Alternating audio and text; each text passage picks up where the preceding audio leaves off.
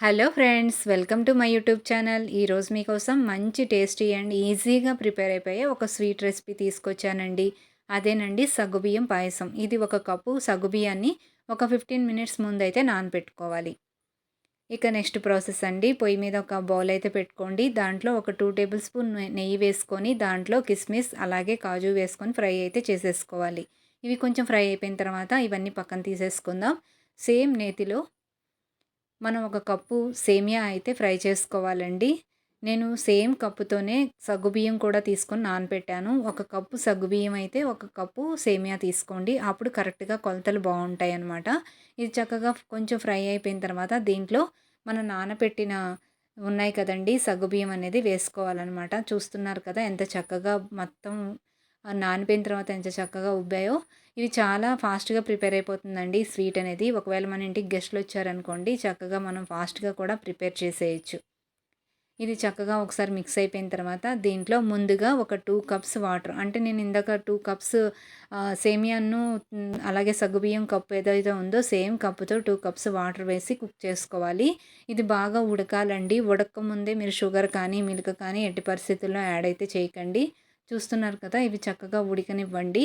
మనకు అర్థమైపోతుందండి. ఇవి ఉడికిపోయింది అన్నప్పుడు మనం మిగతా నెక్స్ట్ ప్రాసెస్ అయితే చేస్తామన్నమాట.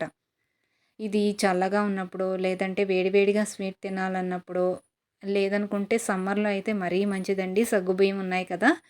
హెల్త్‌కి చాలా మంచిది. అలాగే దీని టేస్ట్ కూడా నార్మల్ సేమియా పాయసం కంటే టేస్ట్ అయితే చాలా బావుంటుందండి. చూస్తున్నారు కదా! దగ్గరగా వచ్చింది. అలాగే చక్కగా కుక్ కూడా అయిపోయాయన్నమాట. ఇప్పుడు దీంట్లోకి కొంచెం సాల్ట్ అండి. అలాగే షుగర్ ఒక కప్పు. మనం ఏ కప్పుతో తీసుకున్నామో సేమ్ కప్‌తో షుగర్ అయితే తీసుకోండి. ఫుల్‌గా ఒక కప్ అయితే తీసుకోండి. కరెక్ట్‌గా సరిపోతుంది. ఒకవేళ ఇంకా స్వీట్ ఎక్కువ తినేవారైతే ఇంకొంచెం యాడ్ చేసుకోవచ్చు. ఇప్పుడు ఇవన్నీ కూడా బాగా మిక్స్ అయిపోయిన తర్వాత షుగర్ అంతా బాగా మెల్ట్ అయిపోయింది కదండీ! ఇప్పుడు దీంట్లోకి పాలైతే యాడ్ చేసుకోవాలి. పాలు మాత్రం చాలా చిక్కగా ఉండాలండి. ఎందుకంటే ముందు మనం అన్నీ కూడాను వాటర్‌తో కుక్ చేసుకున్నాం కాబట్టి మనం మిల్క్ అనేది చాలా చిక్కటి పాలు తీసుకోవాలి. అలాగే ఒక 4 కప్స్ మిల్క్ అయితే పడుతుంది.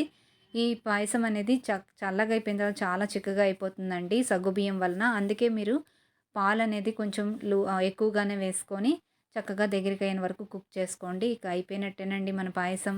చూస్తున్నారా? చాలా టేస్టీగా ఉంటుంది. మీరు దీంట్లో ఇలాచీ పౌడర్ ఇష్టపడేవారు వేసుకోవచ్చు. లేదంటే నెయ్యి ఫ్లేవర్ అలాగే ఉంటుంది కాబట్టి ఇలా కూడా టేస్ట్ బావుంటుంది. ఇక సర్వ్ చేసే ముందు కాజు కిస్మిస్‌తో మనం చక్కగా పైన గార్నిష్ చేసుకొని సర్వ్ చేశామంటే టేస్టీ అయిన సింపుల్‌గా ఈజీగా తయారైపోయే స్వీట్ రెడీ.